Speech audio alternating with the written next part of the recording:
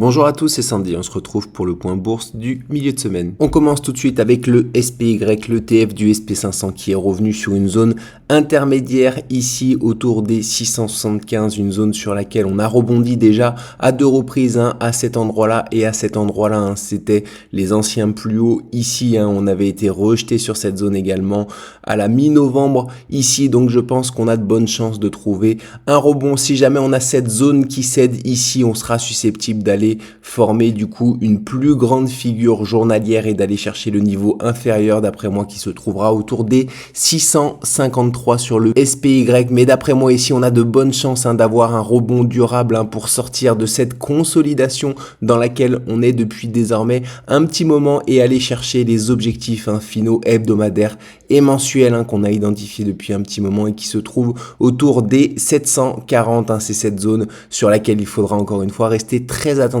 sur les indices américains. Le Nasdaq est quant à lui sur une zone un petit peu plus floue ici. C'est une zone sur laquelle on avait rebondi récemment, qu'on vient retester. Alors peut-être qu'on a encore un petit peu de marge pour aller chercher légèrement en dessous sur le QQQ, le TF du Nasdaq, autour des 588, 581 ici avant de trouver un rebond. Dans tous les cas, on est proche d'après moi de finaliser une figure journalière ici, un grand canal horizontal et potentiellement un futur double bottom dont les objectifs nous mènera également sur cette zone dangereuse sur laquelle il faudra rester attentif car on sera sur une zone de prise de bénéfices à la fois pour les investisseurs mensuels et hebdomadaires. Donc ce sera une zone sur laquelle il faudra rester encore une fois très méfiant. Un petit point sur l'ETF Max qui est l'ETF des 7 plus grosses capitalisations américaines, donc Amazon, Apple, Tesla, etc. Donc ici, comme on peut le voir, on est en train de consolider avant potentiellement d'aller chercher les objectifs de cette configuration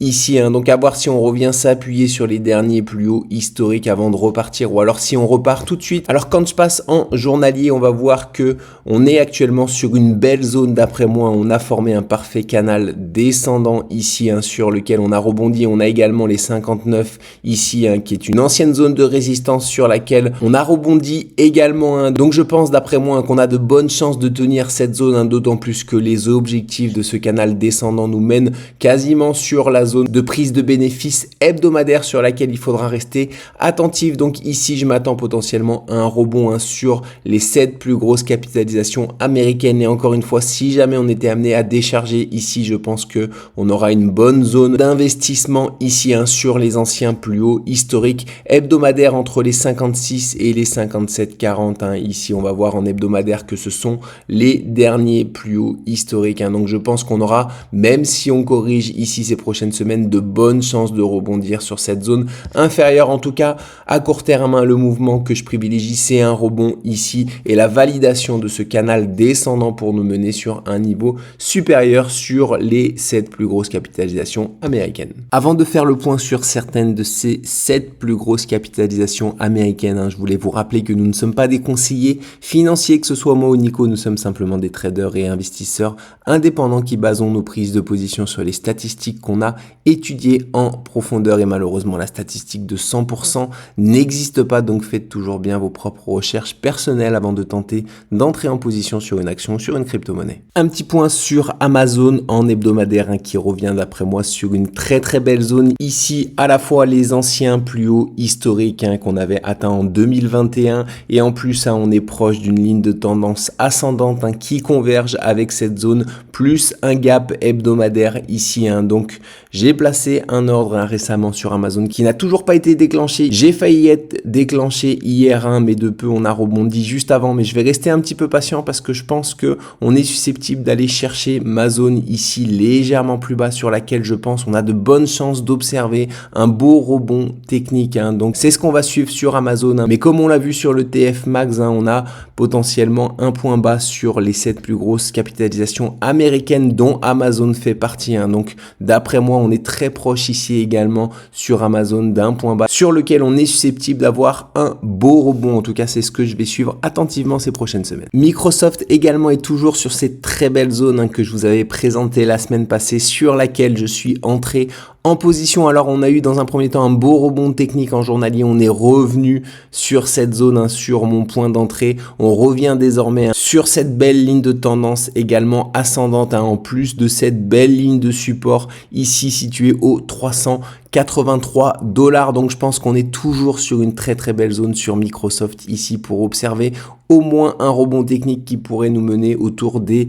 445 $ de nouveau. Donc c'est ce que je vais suivre attentivement. Donc à voir si on rebondit d'ores et déjà ou alors si on va chercher une zone légèrement inférieure sur Microsoft. Dans tous les cas, on est vraiment sur une belle zone d'intérêt ici d'après moi, qui confirme également le potentiel point bas qu'on voit sur l'ETF des 7 plus grosses capitalisations américaines. Netflix également qui arrive sur une très très belle zone qui se trouve légèrement en dessous, qui est du coup la convergence des anciens plus hauts historiques qu'on a atteint en 2021 et d'une ligne de tendance ici ascendante. Donc je m'attends, si jamais on revient tester cette zone, à un beau rebond technique ici sur Netflix. Alors Netflix qui ne fait pas partie des 7 plus grosses capitalisations américaines, mais que je trouve très intéressante tout de même depuis qu'on a franchi à la baisse cette belle zone de support qu'on avait ici. On semble se diriger sur cette zone ici sur laquelle je vais rester attentif pour potentiellement entrer en position et jouer un rebond technique sur cette action. Un petit tour sur les crypto-monnaies et sur le Bitcoin ici en hebdomadaire et sur les futurs. Donc on est toujours en train de travailler cette zone ici des 69 000 $, 68, 69 000 $ pour trouver potentiellement un rebond ici au moins technique. Je surveille en tout cas cette zone ici située entre les 84 et les 78 pour savoir si on a été ici dans un gap de rupture qui nous laisse potentiellement envisager une consolidation un petit peu plus longue et potentiellement l'atteinte de niveaux inférieurs, ou alors si on est potentiellement sur un gap de terminaison. Pour rappel, pour qu'on soit sur un gap de terminaison, il faut qu'on comble cette zone dans les 5 semaines qui suivent la formation de ce gap. Donc cela fait 2 semaines qu'on a formé ce gap. On est toujours sur une zone basse actuellement, donc à voir si on comble ce gap ces prochaines semaines, en tout cas d'après ce que j'ai vu sur les actions liées au Bitcoin, notamment MicroStrategy et Coinbase sur lesquelles je suis entré récemment en position pour jouer un rebond technique. On a formé ensuite, comme on l'a vu ensemble, des beaux doji sur des zones de support majeures sur ces deux actions qui sont souvent précurseurs des futurs mouvements que on observe sur le Bitcoin. Donc on va voir si on a bel et bien un point bas sur ces actions qui se forment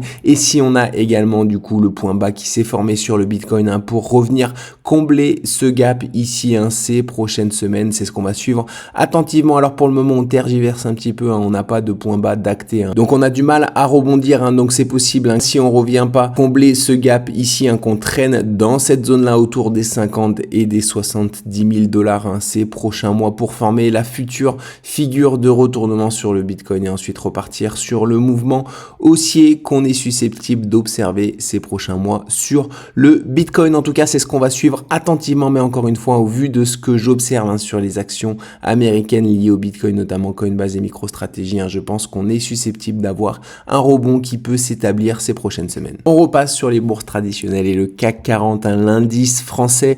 Ici, on avait formé la semaine passée une bougie qui était pas très rassurante. Cependant, on est en train potentiellement de l'invalider cette semaine. Après, on a fait seulement un jour et demi de cotation, donc à voir ainsi ce signal d'invalidation de cette bougie se confirme et qu'on repart bel et bien sur le mouvement haussier qu'on attend ici et qui pourrait nous mener sur les objectifs de cette grande figure ici qu'on est en train de finaliser et qui sont situés autour des 9700 points. Les 9700 points, ce sera également une zone sur laquelle il faudra rester très méfiant sur l'indice français parce qu'on pourra avoir une prise de bénéfice majeure de la part des investisseurs hebdomadaires et mensuels. En tout cas, c'est ce qu'on va suivre attentivement sur le marché français, à voir si on valide bel et bien cette cassure ici ces prochaines semaines de la zone des 8220 points. C'est d'après moi ce qu'il faut privilégier sur cette grande configuration ici qui est une figure de continuation haussière assez importante maintenant que on a commencé à casser cette résistance. Donc à voir si ce signal encore une fois se confirme ces prochaines semaines. On finit avec le HSI en hebdomadaire, l'indice de la bourse d'Hong Kong qui après